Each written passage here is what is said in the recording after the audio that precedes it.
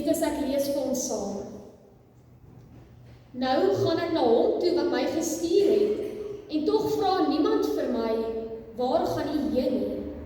Maar, omdat ek dit vir julle sê, is julle harte vol droefheid. Tog sê ek vir julle die waarheid. Dit is tot julle voordeel dat ek weggaan, want as ek nie weggaan nie, sal die voorspraak, die Heilige Gees, nie na julle toe kom nie. Maar as ek gaan, sal ek hom na julle toe stuur. Ons lees net so ver.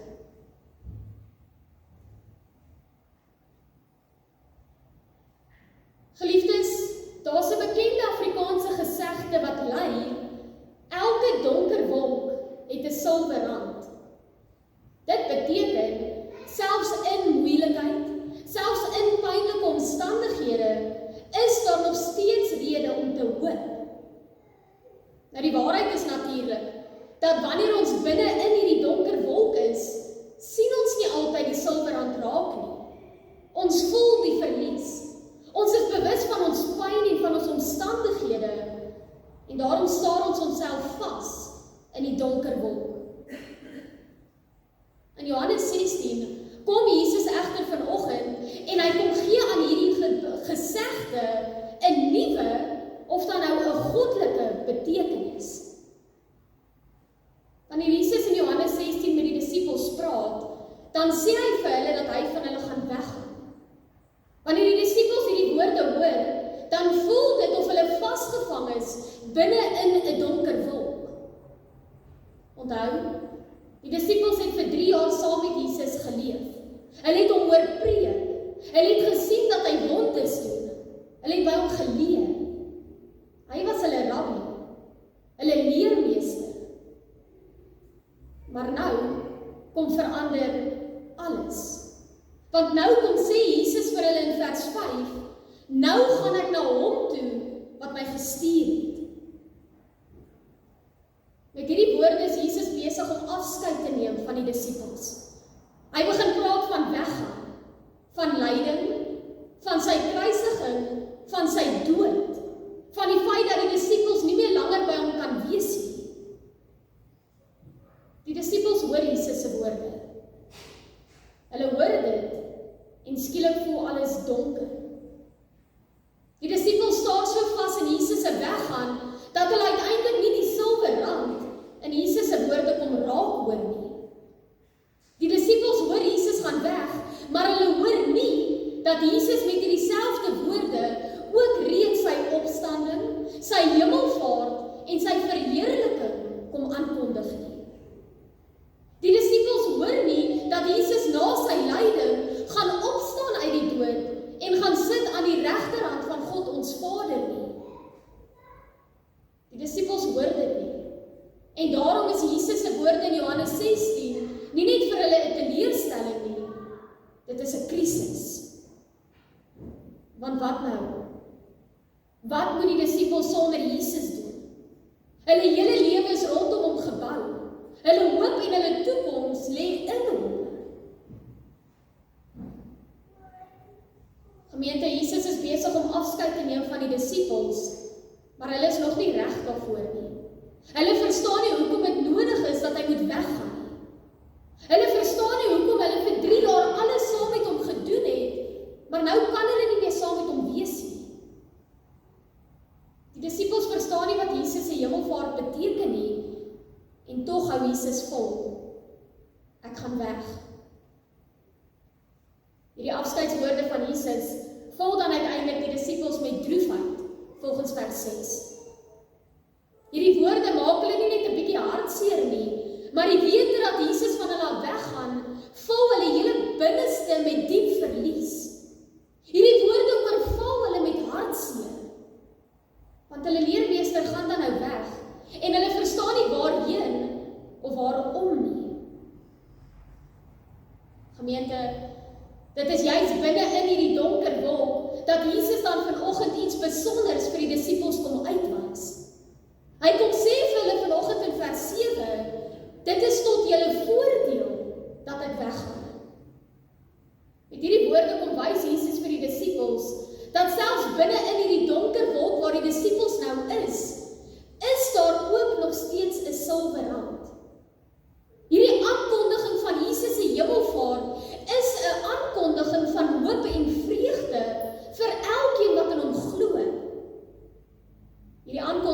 Jesus is eintlik 'n rede om te baljaar. Dis 'n rede vir ons om die Here te loof en te prys. Gemeente, die vraag wat die disippels vra, en wat elkeen van ons dalk ook wil vra, is hoe kan Jesus se weggaan, sy hemelvaart, tot voordeel van ons wees? Vir ons voel dit of dit baie beter sou wees as Jesus net gebly het. Dit voel vir ons of dit beter sou wees as hy na sy opstanding nog steeds hier op aarde tussen ons was.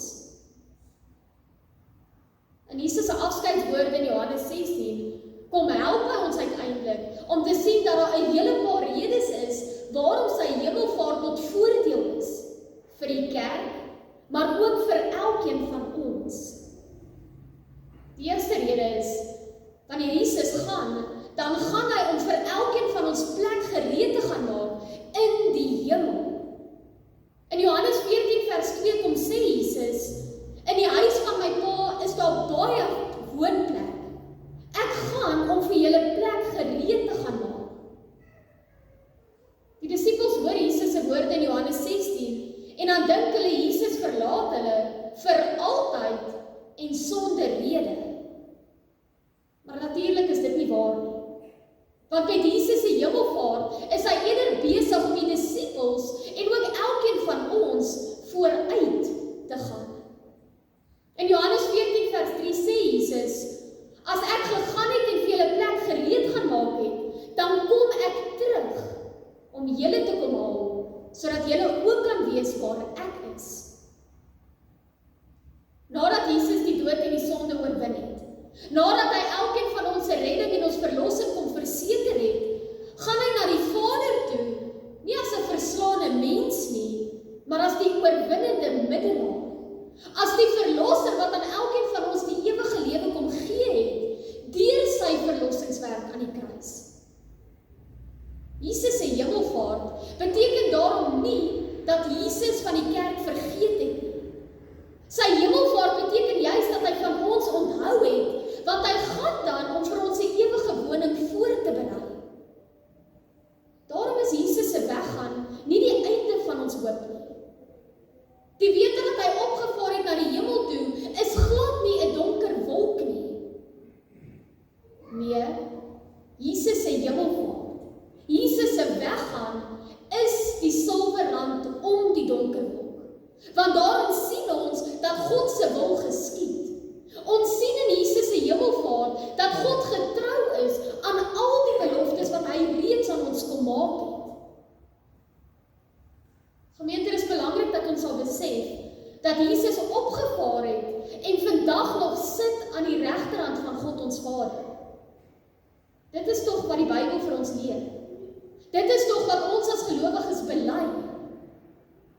As ons bietjie gaan kyk na die Bybel, dan sien ons die regterhand verwys altyd na die plek van mag, die plek van eer, die plek van heerskappy. Jesus Christus, ons verlosser en ons koning, is die een wat vandag nog aan die regterhand van God regeer.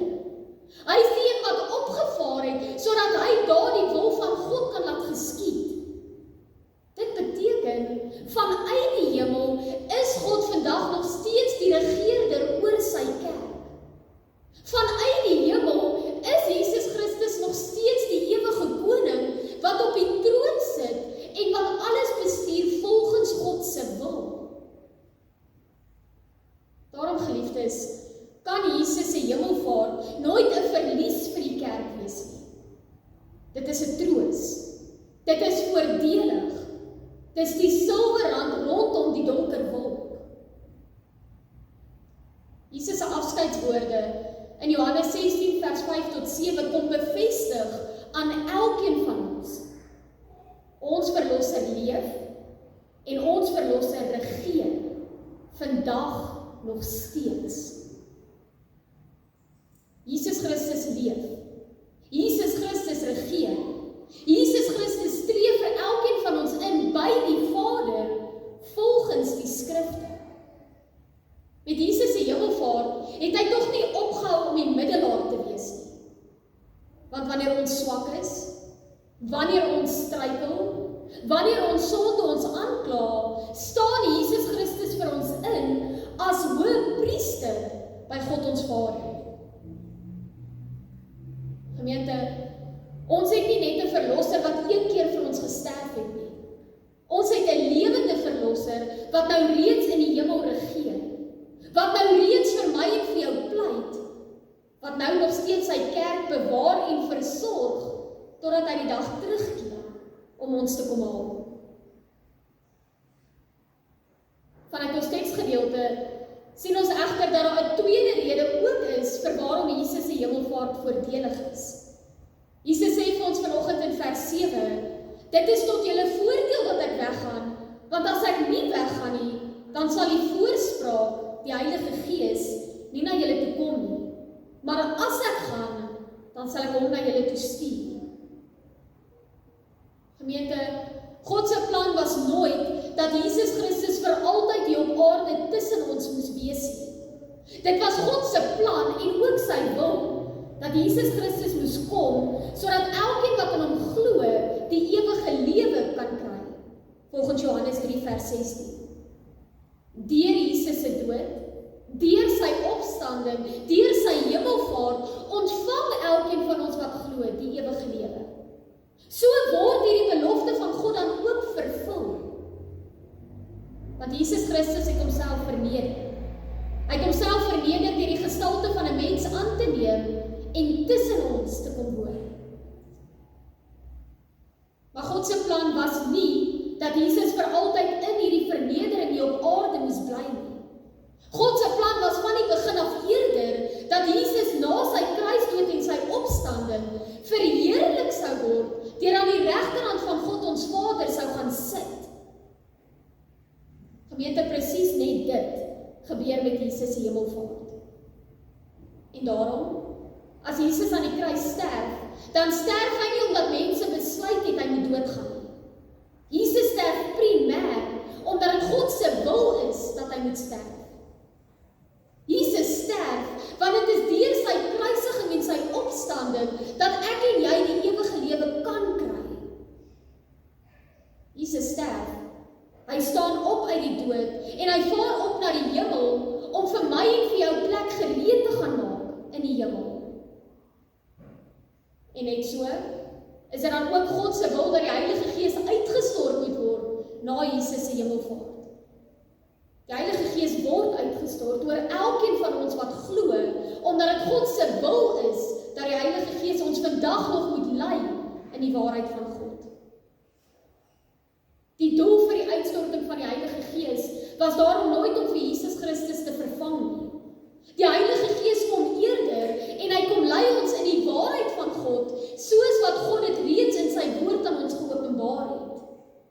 Die Heilige Gees kom herinner elkeen van ons vandag aan alles wat Christus reeds vir ons aan die kruis gedoen het. Die Heilige Gees herinner ons dat Jesus gegaan het om vir ons plek gereed te gaan maak, maar dat hy ook weer sal terugkeer om elkeen van ons te kom haal wanneer die tyd reg is. Geliefdes, die Heilige Gees word uitgestort en hy word ons vertrooster. Hy herinner ons aan die silwer rand wanneer ons vaskyk in die donker wolk. En daarom, selfs al is Jesus nie meer vandag fisies by ons nie, lei die Heilige Gees ons nog elke dag in die waarheid van God se woord. Selfs al is Jesus Christus nie meer vandag fisies by ons nie, vertroos die Heilige Gees ons in ons swaar kry. Die Heilige Gees kom versterk ons in ons geloof. Hy kom herinner ons aan Christus se beloftes. Die Heilige Gees kom bind ons vas aan Jesus Christus. Die disippels sien net 'n donker wolk, maar Jesus Christus kom wys vir hulle die silwerrand van die evangelie. Die silwerrand van die beloftes wat reeds vir elkeen van ons volbring is. Wat vir my en vir jou dalk soos 'n verlies mag lyk, word in God se hand die grootste seëning vir elke gelowige. Geliefdes, Jesus Christus se hemelvaart het nie net iets vir die disippels beteken nie. Jesus Christus se hemelvaart beteken 2000 jaar later nog steeds iets vir my en vir jou.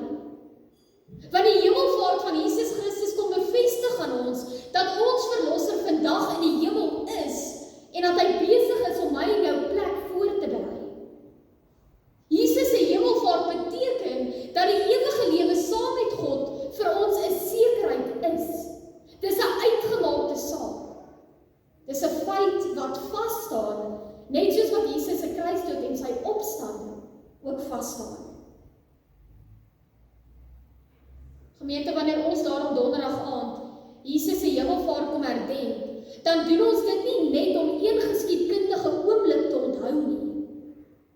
Donderdag aand kom ons en ons kyk terug na Jesus se hemelvaart, maar ons kyk ook vorentoe in geloof na Jesus se wederkoms. Elkeen van ons glo en bely tog, dat net soos wat Jesus van ons al weg is, net so sal hy ook weer terugkeer. As gelowiges lei die Heilige Gees ons daarom om die wederkoms te verwag. Die Heilige Gees lei ons om die nuwe hemel en die nuwe aarde te verwag. Die Heilige Gees lei ons om die ewige lewe saam met God te verwag. Gemeente, mag ons daarom uitsien na donderdag aand. Mag ons verder kyk as net die donker wolk van Jesus se weggaan en mag ons wag op die silwer rand van Jesus se terugkeer, van Jesus se wederkoms.